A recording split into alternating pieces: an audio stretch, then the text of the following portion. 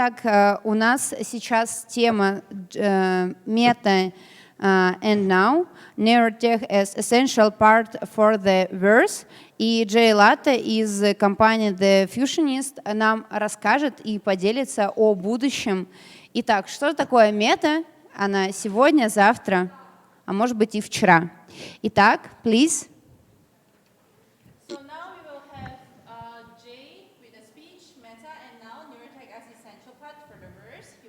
Jay from the Fusionists will talk about the present and future of Meta and also probably about the past.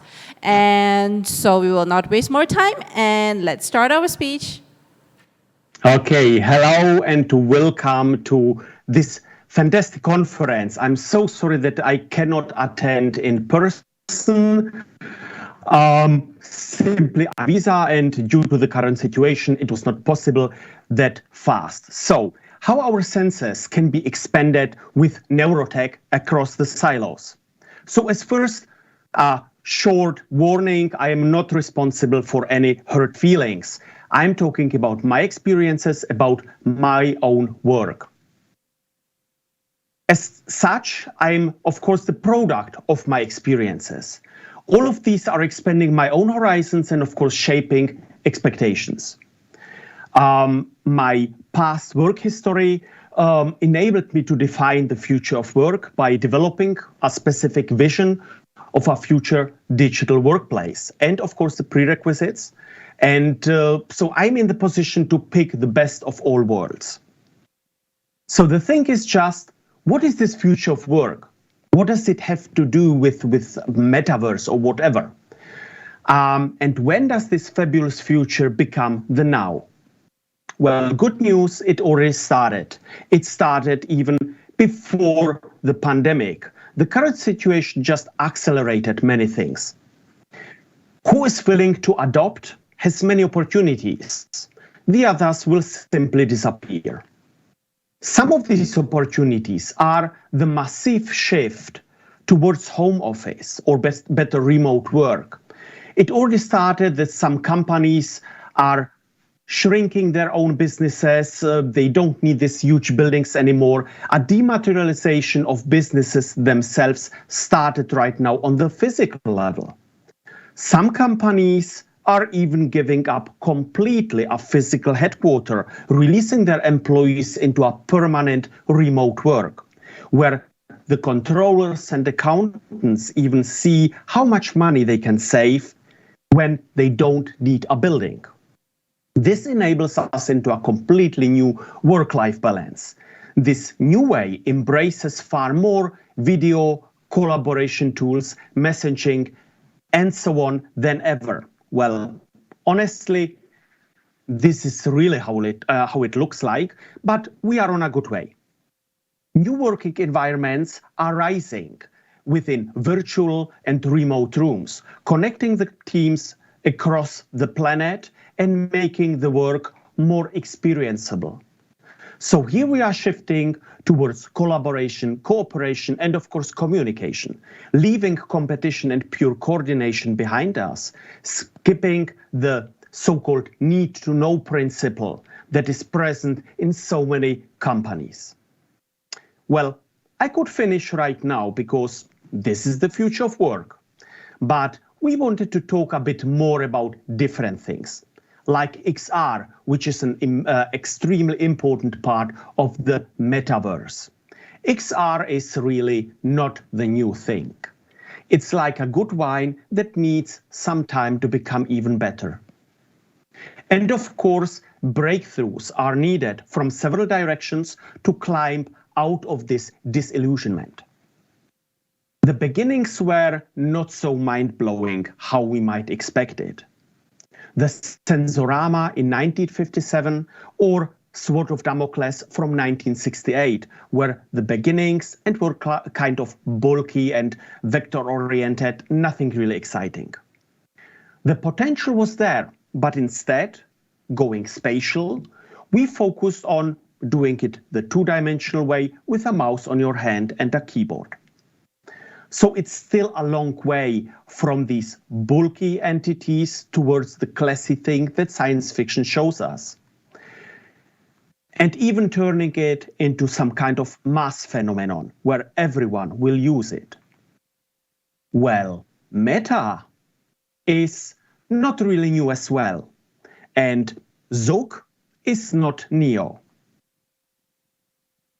Neal Stephenson created in 1992 his novel Snow Crash, and with it, metaverse. His vision was in a dystopian society where the verse was the only escape, and Stephenson used this term to describe a virtual reality-based successor of the internet.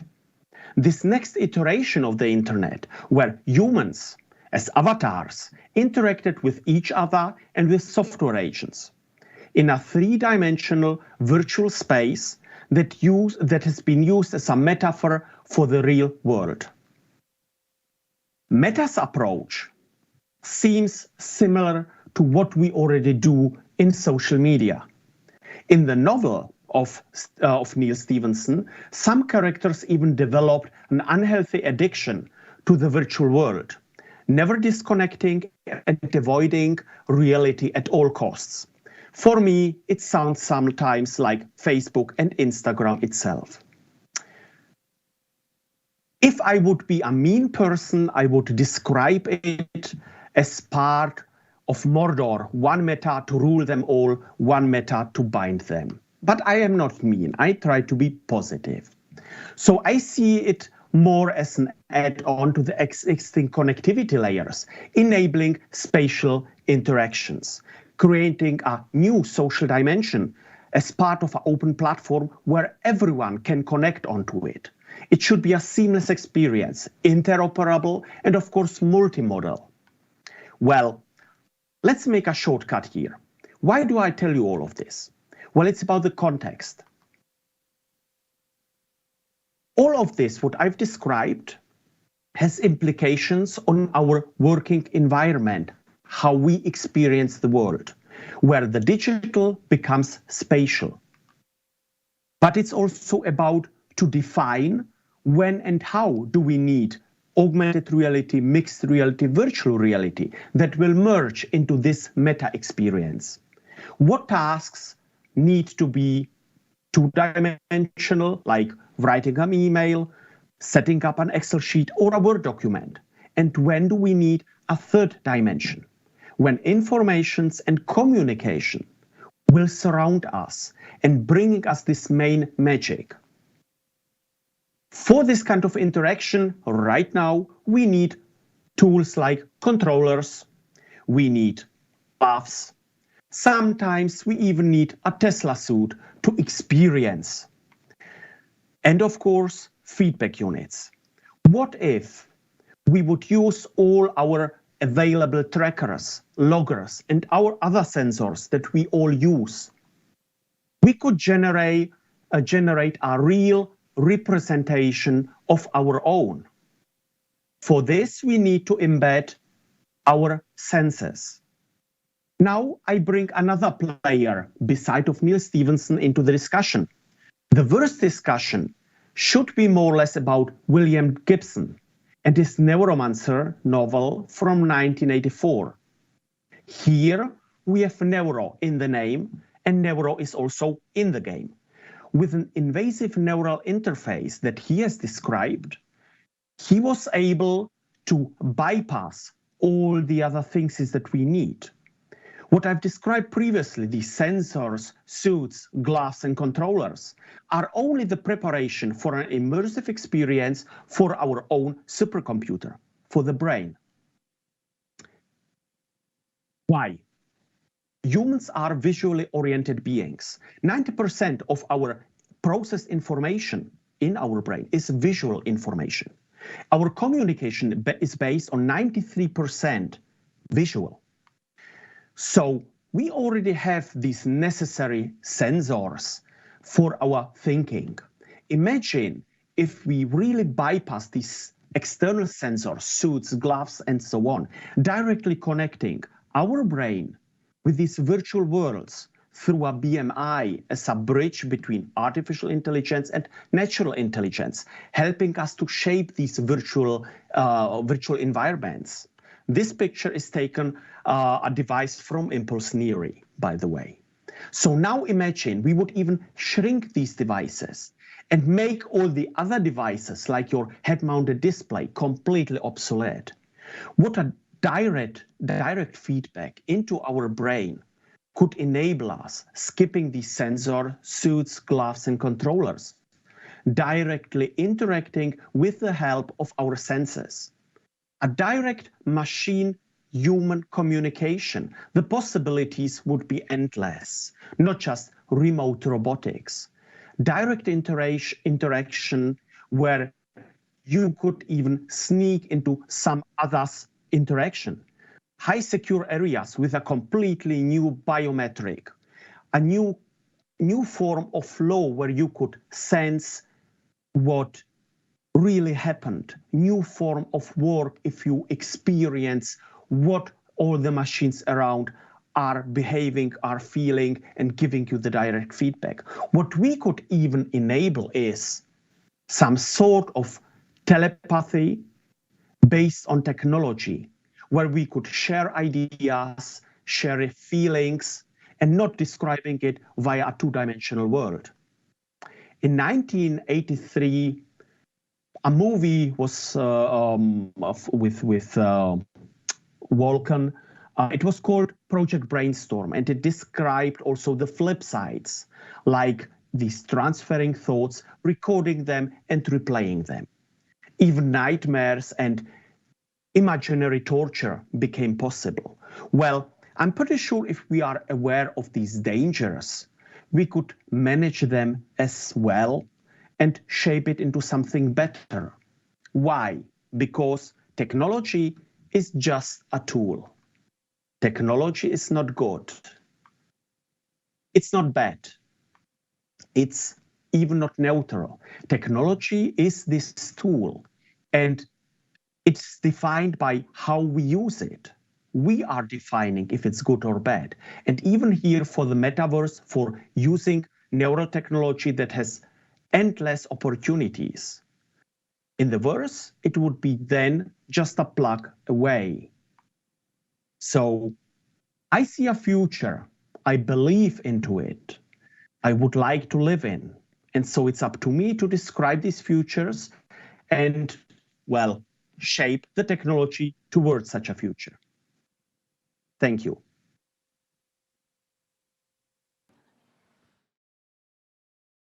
Hi, Jay. Questions? Yes, I'm turning on Correct. the camera. Thank you very much for your speech, Jay. It's very, very interesting. And before you finish and before we have a question, here's a special surprise for you. It's not a surprise. Hi, Jay. Hey. Thank you very, very much for your significant presentation, and it's a huge honor for us that you came. And guys, you cannot imagine how much influence and how much help this person gave to Neary. And I just want to say hi and just say thank you for this speech. Does anybody has any question to Jay? Yeah, sure. Hello, Jay. Thanks for a great presentation. I would like to know when can we expect this future with direct interface to our brain with network? Thank you. I've not heard the question. Sorry, can you please repeat? Sure. When can we expect this direct interface from our brain to the network? Thank you. Okay. Okay, so the question, if I've understood it right, is when can we expect such interfaces to directly interact with the verse or with any other machine entity, right? So Yes. Here, yes? Yes. Okay, so I've already seen several of these interfaces. I have, of course, some preferred partners. Some are, well, far behind.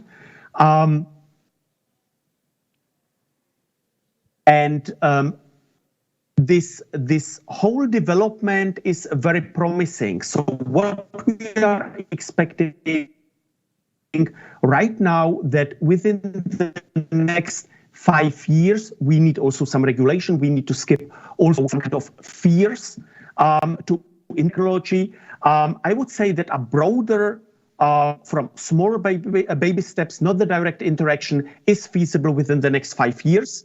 And some broader, like what I've described, this sharing of thoughts, sharing of feelings, direct interaction. This is something where I would say 10 years is something that is makeable.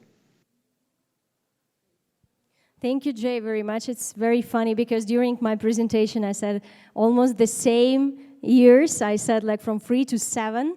Guys, Jay has a huge experience in innovation. Maybe somebody wants to ask anything else. I can translate if you like. Yeah, sure. So, dear Jay, thank you very much for presentation. I hope you could hear me clearly. So my question is related to current issue of fatigue. Even last year we got the new term, which is called Zoom fatigue, when people get tired of too much interaction during the video conferencing.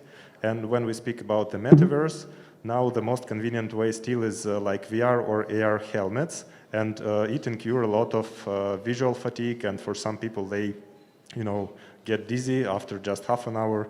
So what are the best solutions right now to solve this issue of tiredness of interaction with metaverse?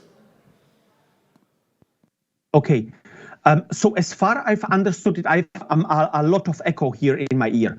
So these were more or less two questions. The first one was about fatigue and this kind of sickness that can be developed. And the second part of the question was about privacy, right? Yes, that's correct.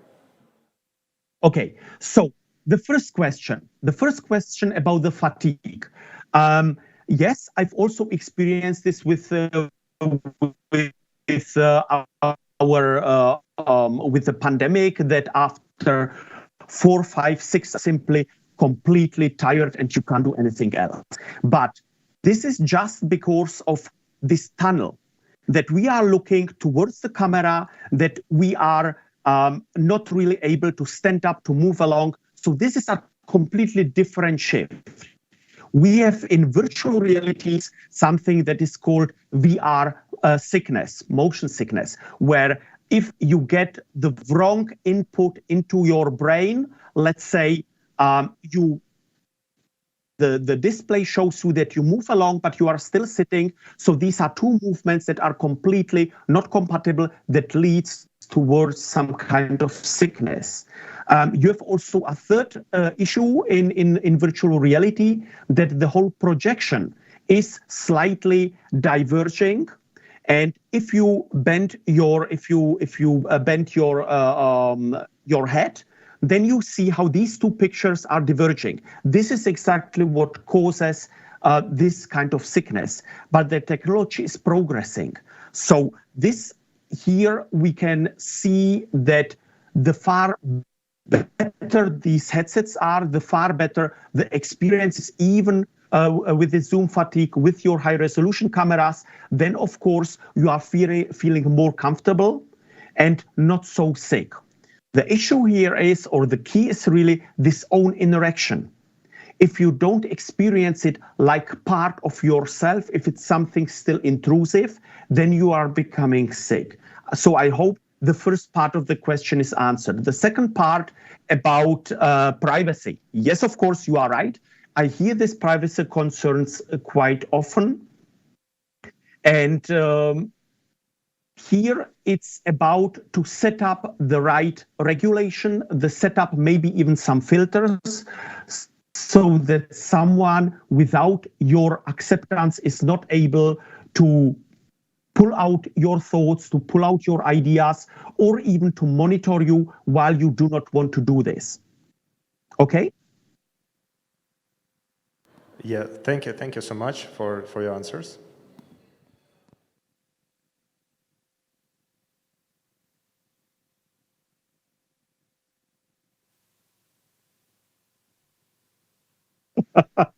You hear me? Oh, now you hear me, I guess. Yes, I hear you. Thank you Technology, very yes. much for this presentation. I will not ask you any questions because I will ask you a lot of questions during our panel. So Sure. see you very soon, and thank you again. See you later. Enjoy. Bye.